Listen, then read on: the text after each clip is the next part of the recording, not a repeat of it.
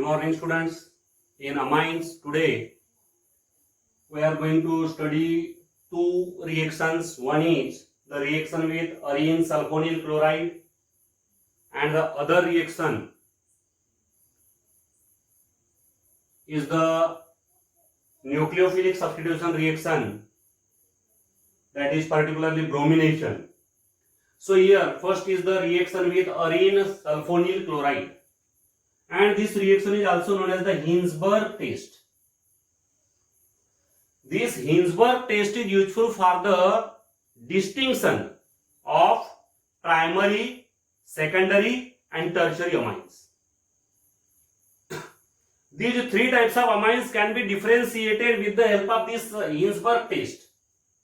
In the Hinsberg test, there is use of arene sulfonyl chloride, which is known as the Hinsberg reagent. Its name is Hinsberg reagent. Arene sulfonyl chloride, Hinsberg reagent. It is useful in the Hinsberg test. Let us see how the three types of amines can be differentiated with the help of this test. Primary amine.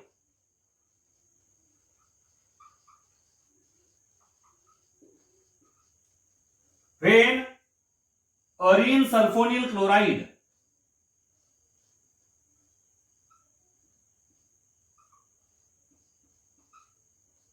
this is the formula of arene sulfonyl chloride, that is the benzene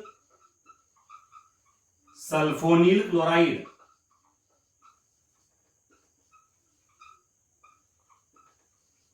Benzene sulfonyl chloride is a Hinsberg reagent.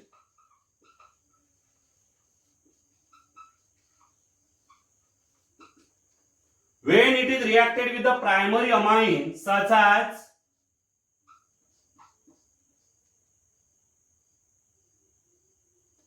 ethanamine, C2H5NH2, this is the ethanamine. It is an example of primary amine. Then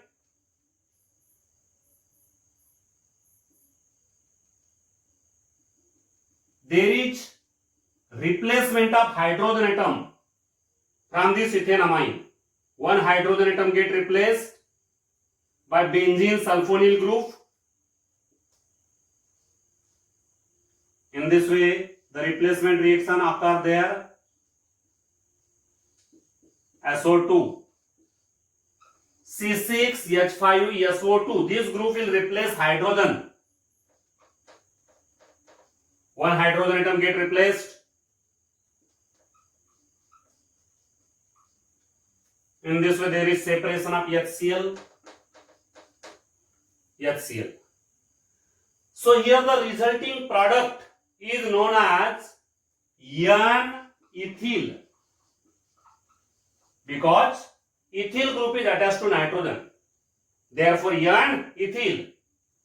Benzene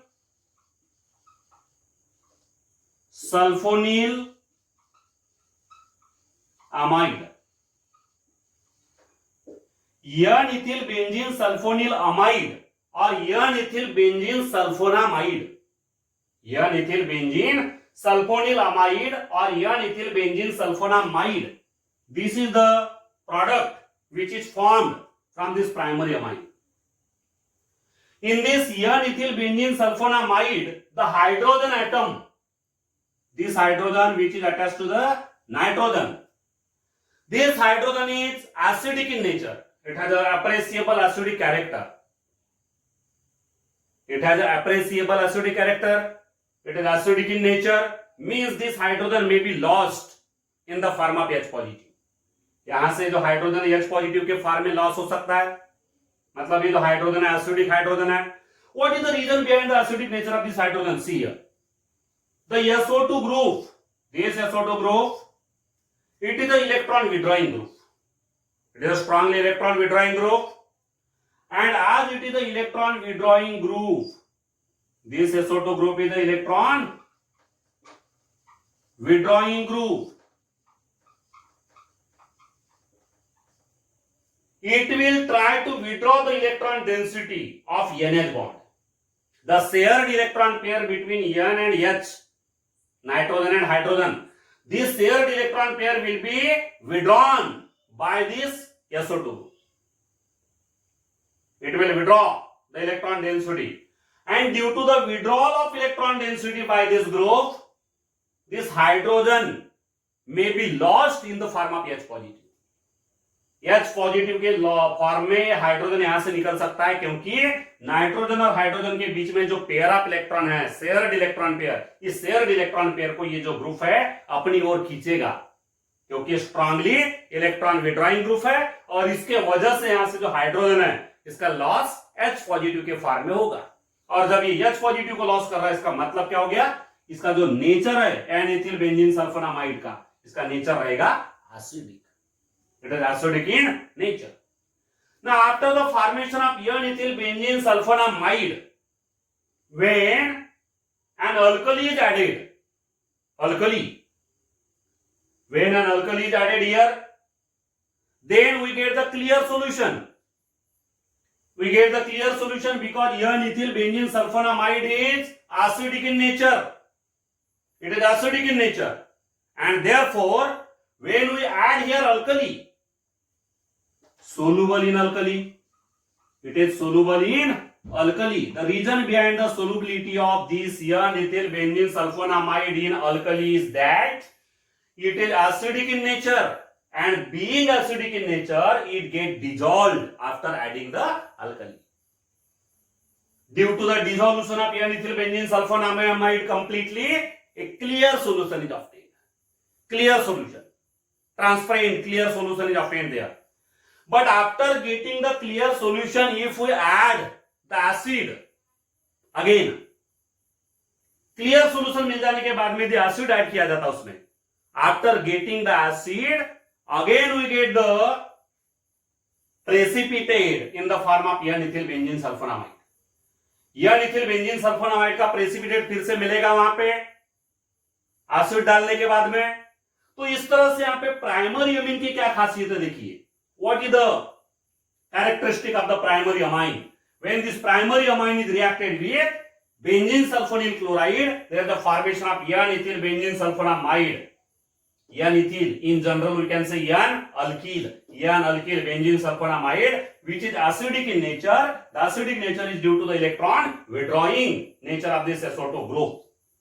As it is acidic in nature, it gets dissolved completely after adding the alkali to give the clear solution. But after getting the clear solution, if we add the acid, then again the turbidity appears there. Again the solution becomes turbid. So this is the characteristic of this primary amine. With the help of this test, we can identify the primary amine. Means any amine, unknown amine is there. Suppose unknown amine, we don't know whether the amine is primary or secondary or tertiary. We don't know the nature of the amine. If that unknown amine is reacted with the benzene sulfonyl chloride, benzene sulfonyl chloride के साथ में unknown amine का reaction किया, और उसके बाद में जो प्रोडक्ट मिल रहा, उस प्रोडक्ट में यदि अल्कली डाली जाती है और अल्कली डालने के बाद में यदि क्लियर सॉल्यूशन मिलता है, इसका मतलब ये हो गया कि गिवन अमाइन कैसा है, प्राइमरी अमाइन. सो इस तरह से यहां पे प्राइमरी अमीन को पहचाना जाएगा. सेकेंडरी अमाइन, देखिए भी सेकेंडरी अमाइन के बीच में कैसा डिफरेंस.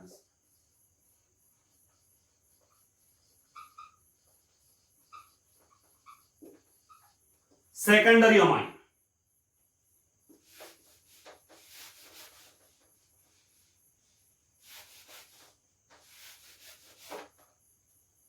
अब देखिए diethyl amine, this is diethyl amine which is an example of secondary amine. When this diethyl amine is reacted with benzene sulfonyl chloride, then this only one hydrogen which is present on nitrogen, that will be replaced by this benzene sulfonyl group. This benzene sulfonyl group will replace hydrogen, and there is a formation of this product.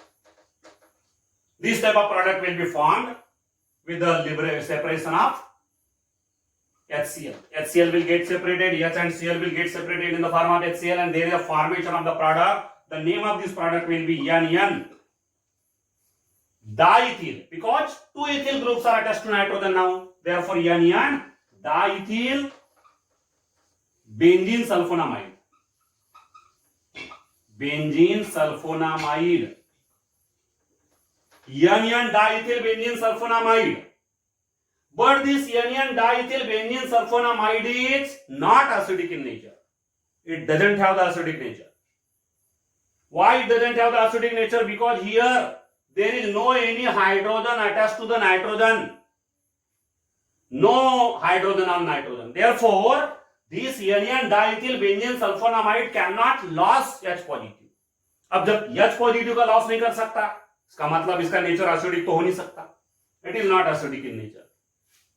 अब जब इसका nature acidic नहीं है तो यहां पे जो alkali मिलाई जाती है, alkali, when alkali is added, then after adding the alkali it remain insoluble, doesn't dissolve.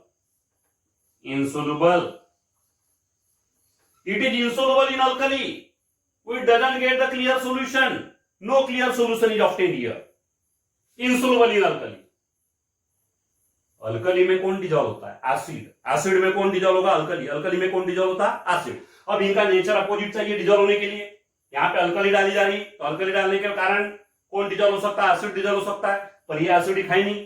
क्यों नहीं? बिकॉज नाइट्रोजन के ऊपर कोई हाइड्रोजन है नहीं.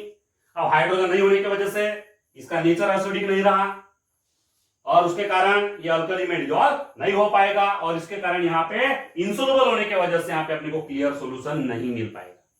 तो देखिए फर्क कैसा फिर प्राइमरी और सेकेंडरी में. प्राइमरी और सेकेंडरी में फर्क ऐसा है कि प्राइमरी अमाइन की रिएक्शन बेंजीन सल्फोनिल क्लोराइड के साथ में करने के बाद यहाँ पे जो सल्फोनामाइड मिलता है वो सल्फोनामाइड एसिडिक होता है और एसिडिक रहने की वजह से उसमें अल्कली डालने के बाद में अपने को क्लियर सॉल्यूशन मिल जाता है. पर सेकेंडरी अमीन की रिएक्शन बेंजीन सल्फोनिल क्लोराइड के साथ में करने के बाद में जो यहाँ पे सल्फोनामाइड मिलेगा वो सल्फोनामाइड ना तो एसिडिक रहेगा ना तो अल्कलाइन रहेगा. बेसिक नेचर हो सकता है इसका, लेकिन एसिडिक तो बिल्कुल नहीं रहेगा. ये एसिडिक नेचर नहीं है इसका. बेसिक इसलिए हो सकता है कि यहाँ पे नाइट्रोजन के ऊपर लोन पेयर अवेलेबल है, तो बेसिक नेचर हो सकता है, बट एसिडिक तो नेचर बिल्कुल नहीं है. और इसका नेचर यदि एसिडिक नहीं है तो अल्कली डालने के बाद में ये बिल्कुल भी डिसॉल्व नहीं हो पाएगा. It remain insoluble in alkali and that's why we doesn't get the clear solution and this is the main difference between the primary amine and secondary amine. अब ये यहाँ पे देखिए टर्शरी अमाइन का कैसा. टर्शरी अमाइन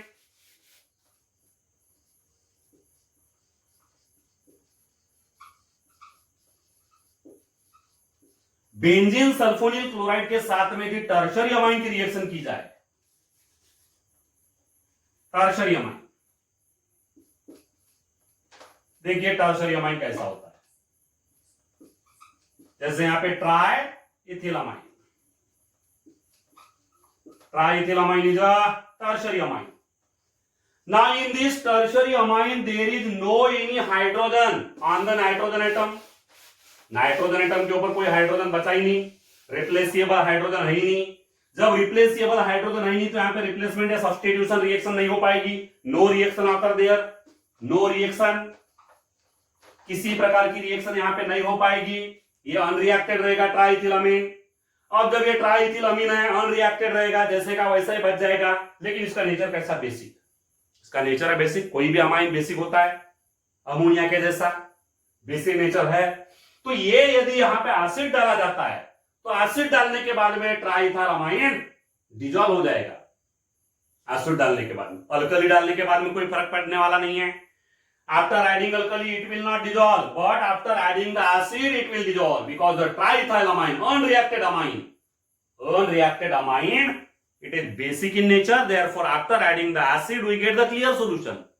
एसिड डालने के बाद में क्लियर सॉल्यूशन मिल जाएगा, लेकिन अल्कली डालने के बाद में क्लियर सॉल्यूशन नहीं मिल पाएगा. तो यहाँ पे किसी प्रकार की केमिकल रिएक्शन नहीं हो रही है. No reaction because no hydrogen on nitrogen.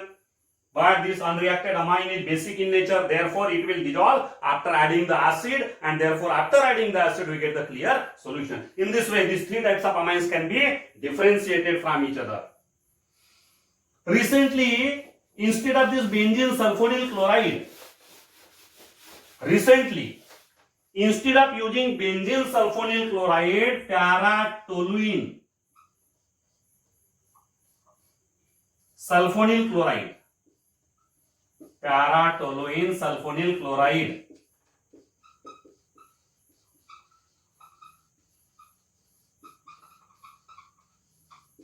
is used in the Hinsberg test. Hinsberg test, it gives the better results. Para-toluene sulfonyl chloride, it gives the better result, and therefore instead of using the benzene sulfonyl chloride in the Hinsberg test is carried out by using the para-toluene sulfonyl chloride. This is about the differentiating test between the primary, secondary and tertiary amines. Then the electrophilic substitution reactions.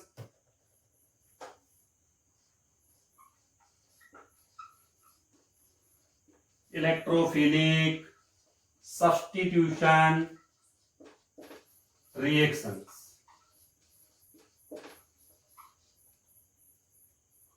The aromatic amines give the electrophilic substitution reactions. In the aromatic amines, particularly in the aromatic primary amines, the NH2 group, amino group, this amino group is an electron releasing group. It releases the electron density toward the benzene ring. It is not electron withdrawing. It is the electron releasing group. It releases the electron density toward the benzene ring. That's why it activates the benzene ring. कोई भी electron releasing group है तो वो benzene ring को activate करता है, और electron withdrawing group रहा तो वो बेंजीन रिंग को डीएक्टिवेट करता है. यहाँ पे ये क्या करेगा, बेंजीन रिंग को एक्टिवेट करेगा, इलेक्ट्रॉन डेंसिटी सेंड करेगा बेंजीन रिंग के तरफ. तो बेंजीन रिंग का एक्टिवेशन कैसे होता है, देखिए यहाँ पे रेजोनेंस होगा, और इस रेजोनेंस के वजह से यहाँ पे डबल बॉन्ड बन जाएगा, यहाँ पे पॉजिटिव चार्ज आ जाएगा क्योंकि ये लोन पेयर बॉन्ड में कन्वर्ट हो चुकी, और यहाँ का जो पाई बॉन्ड है लोन पेयर में कन्वर्ट हो चुका है, इसलिए यहाँ पे आ जाएगा नेगेटिव चार्ज, बाकी बॉन्ड एज इट इज रहेंगे.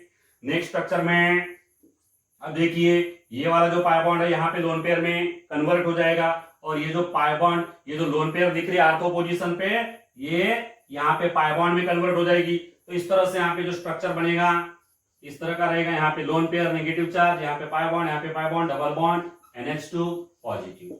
नेक्स्ट स्ट्रक्चर में क्या होना चाहिए, the lone pair at the para position will convert to the pi bond will convert to the lone pair at the ortho position, and here the next structure will be this pi bond, here lone pair negative, double bond, NH2 positive. Lastly, this lone pair will form pi bond here, and this pi bond will break to give the lone pair. So here NH2 lone pair is generated, therefore the positive charge is lost. So this is the resonance which occur in aromatic primary amine, that is aniline. This is the example of aniline. Aromatic primary amine is the example of aniline. Aniline is the example of aromatic primary amine. It is aromatic primary amine. Resonance occur here. This is the resonance. And in the resonance you have seen that this NH2 group being an electron releasing group, it activates the benzene ring. Benzene ring को activate करता है, इसका मतलब benzene ring की electron density कम ना करते हुए बढ़ाने का काम कर रहा है. बेंजीन रिंग की इलेक्ट्रॉन डेंसिटी बढ़ रही है यहाँ पे, मतलब बेंजीन रिंग का एक्टिवेशन हो रहा है. और इस एक्टिवेशन के समय ये जो दोनों आर्थो पोजीशन है, देखो ये एक आर्थो पोजीशन, ये प्यारा पोजीशन, और ये दूसरी आर्थो पोजीशन. आर्थो और प्यारा ये तीनों पोजीशन कैसी बन रही है, इलेक्ट्रॉन रिच. मेटा पोजीशन नहीं, मेटा पोजीशन के ऊपर नहीं, आर्थो और प्यारा पोजीशन के ऊपर इलेक्ट्रॉन की डेंसिटी कॉन्सेंट्रेट हो रही है, मतलब ये दो पोजीशन इलेक्ट्रॉन रीच हो रही है. और ये दो पोजीशन इलेक्ट्रॉन रीच काय की वजह से हो रही है, ये NH2 ग्रुप की वजह से, उसके इलेक्ट्रॉन रिलीजिंग नेचर की वजह से. अब जब ये आर्थो और प्यारा पोजीशन इलेक्ट्रॉन रीच पोजीशन है, फिर इलेक्ट्रोफिलिक सब्स्टिट्यूशन कहां पे होना चाहिए. इलेक्ट्रोफाइल तो खुद इलेक्ट्रॉन डेफिशिएंट होता है, मालूम है तुमको. Electrophile is electron deficient already, उसको तो इलेक्ट्रॉन की डेफिशिएंसी है. जब इलेक्ट्रोफाइल खुद इलेक्ट्रॉन डेफिशिएंट है तो वहां पे सब्स्टिट्यूशन जो है वो कौन से पोजीशन पे करेगा, वो it will bring about the electrophilic substitution at the ortho position or para position. Electrophile will attack at the ortho position or para position, not at the meta position, because the ortho and para positions become electron rich due to this resonance. But the meta position is comparatively not electron rich position, and therefore The electrophilic substitution in the aromatic primary amines such as aniline occur at the ortho position or para position only. Ortho and para positions, not at the meta position. So this is the cause behind the electrophilic substitution at the ortho and para position. So nature of NH2 group is the electron releasing group and ortho para directing. NH2 group is now said to be the activating group and ortho para directing group.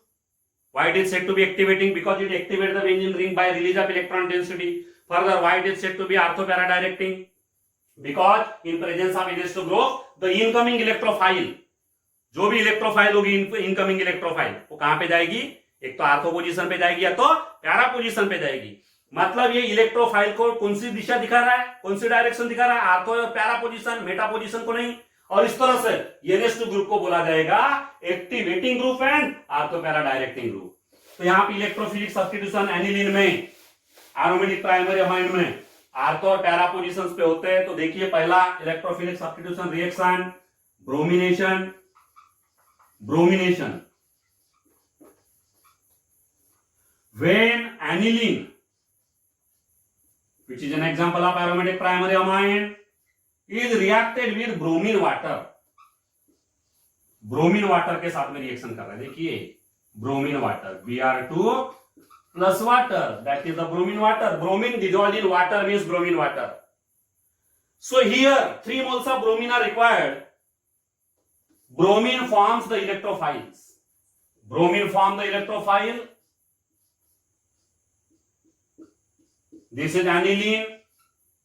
At every position there is one hydrogen, but we are showing the hydrogen at the only 3 positions. यहाँ पे तीनों position के hydrogen दिखा दिए, बाकी के position पे hydrogen नहीं है. ऐसा मतलब, इसका मतलब ये नहीं है. तो यहाँ पे क्या हो रहा है? ये तीनों हाइड्रोजन का रिप्लेसमेंट हो रहा है और तीनों हाइड्रोजन का रिप्लेसमेंट होके यहाँ पे Br अटैच हो रहा है. Br.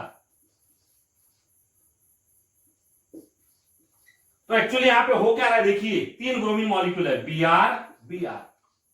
दूसरा ब्रोमीन मॉलिक्यूल Br. तीसरा ब्रोमीन मॉलिक्यूल Br. यहाँ पे इनका हेटेरोलिटिक फ्यूजन हो रहा है. Br positive, Br negative, Br positive, Br negative. इसका भी Br पॉजिटिव और Br नेगेटिव बन रहा.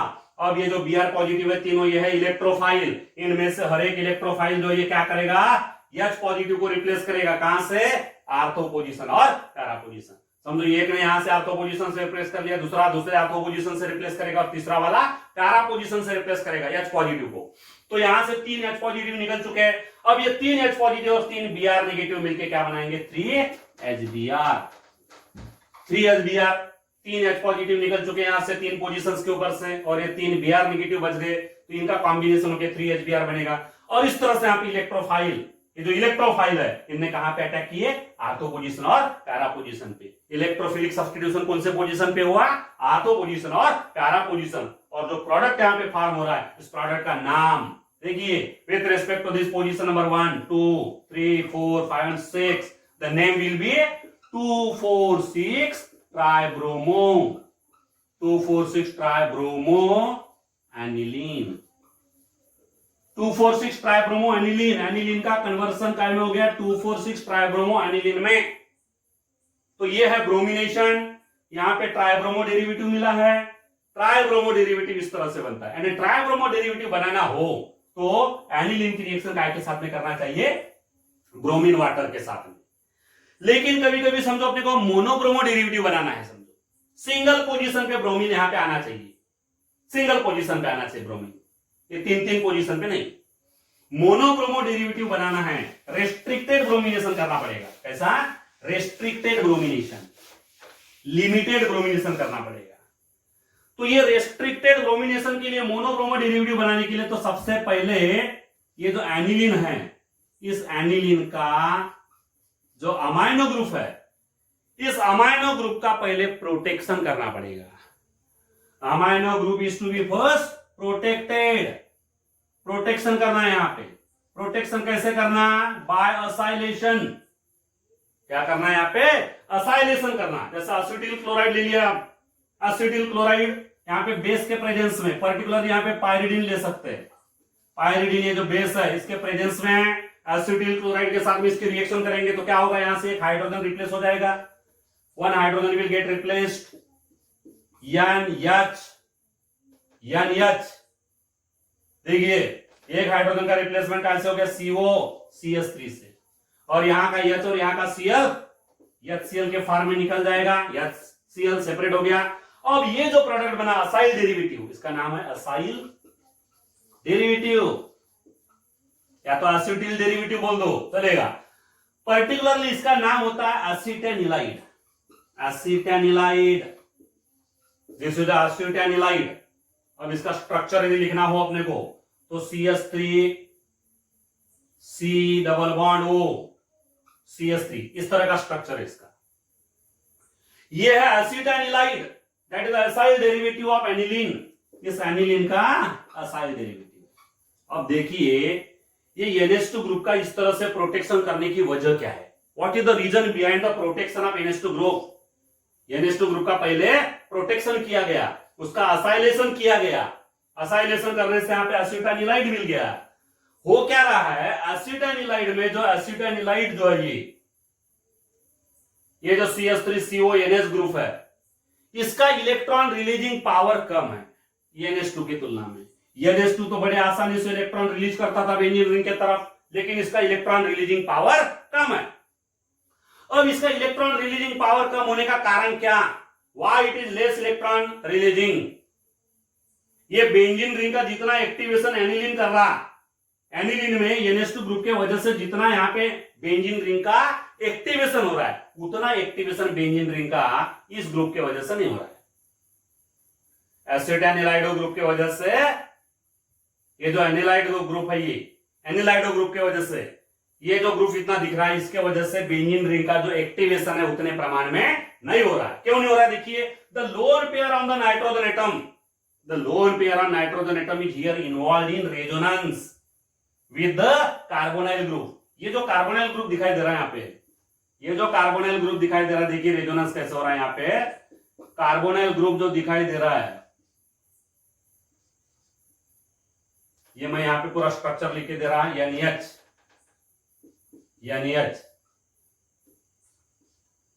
देखिए क्या हो रहा है यहां पे, ये लोन पेयर रेजोनेंस में इन्वॉल्व हो रही है, lone pair get involve in resonance. देखिए क्या हो गया, ये जो लोन पेयर है पाई बॉन्ड में कन्वर्ट हो चुकी है, और यहां का पाई बॉन्ड ब्रेक होकर लोन पेयर में कन्वर्ट हो गया, इस तरह से रेजोनेंस हो रहा है। अब जब ये लोन पेयर यहां पे रेजोनेंस में इन्वॉल्व हो रही है, इसका मतलब इस लोन पेयर को बेंजीन रिंग के तरफ आने की जो पॉसिबिलिटी है वो कम हो जाएगी। ये जो बेंजीन रिंग के तरफ ये जो लोन पेयर है नहीं आ पाएगी, मतलब ये बेंजीन रिंग का एक्टिवेशन उतने प्रमाण में नहीं कर पाएगी जितने प्रमाण में एनिलीन में हो रहा है बेंजीन रिंग का एक्टिवेशन, उतना एक्टिवेशन यहाँ पे इस बेंजीन रिंग का नहीं हो पाएगा, because the lone pair on nitrogen atom is not easily available, the lone pair on nitrogen atom is not easily available for the activation of the benzene ring, because this lone pair get involved in the resonance with the carbonyl group।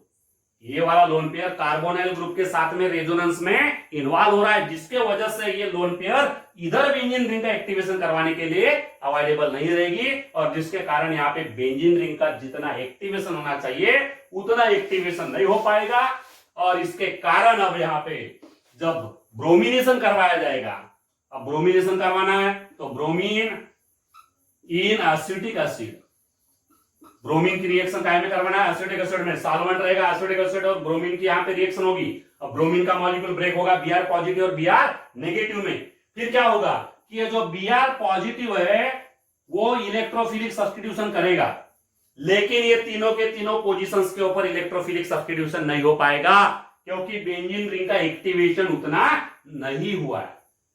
Benzene ring का activation बहुत ही कम प्रमाण में हुआ, और उसके कारण यहां पे पर्टिकुलरली जो प्यारा पोजीशन है, इस प्यारा पोजीशन के ऊपर ही, प्यारा पोजीशन के ऊपर ब्रोमिनेशन हो पाएगा। Br positive will replace H positive from the para position, less hindered position.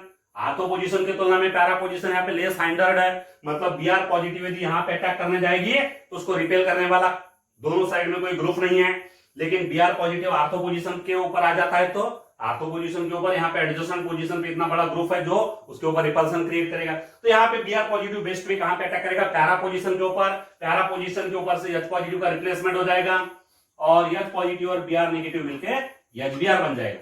तो इस तरह से यहाँ पे पैरा ब्रोमो एसिटानिलाइड बन गया। क्या बन गया, पैरा ब्रोमो एसिटानिलाइड, पैरा ब्रोमो एसिटानिलाइड बन गया।